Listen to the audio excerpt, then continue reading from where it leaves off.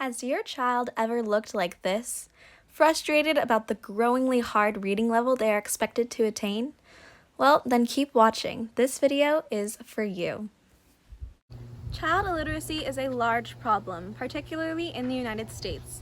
According to the National Center for Education Statistics, 35% of fourth grade students are below the basic reading level, while 25% of California public school students are unable to execute basic reading functions. Child illiteracy can follow your child throughout the rest of their lives, as they are unable to keep up with their peers and have a harder time learning. It'll follow them until the end of their academic career. So why is child illiteracy so important? Let's go to the drawing board. The brain is the control center of the body, and its development is key to enhancing child literacy, so that the brain will continue to grow in the future. See, the brain has billions of neurons, and for it to work, connections between these neurons must be made. The early childhood years are critical for forming these connections.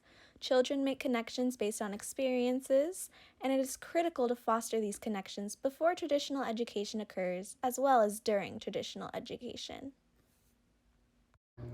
So how can you help your child progress to their reading level and continue to grow in their education? Well, it all starts in the home. Studies have shown that children's reading fluency directly correlates with the amount of time that their parents spend reading, as well as the amount of books that they have available to them in their house. This means that the best thing you could do for your child is be a good example. Reading with and in front of your child serves as modeling and encourages your child to read too. It also means that you should have a plethora of books available to your child. Give them options.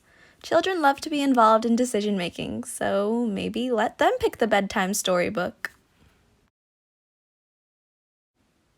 Another thing you can do is make connections. When parents are actively engaged with their child's education and communicate with teachers, a positive family-school partnership is established.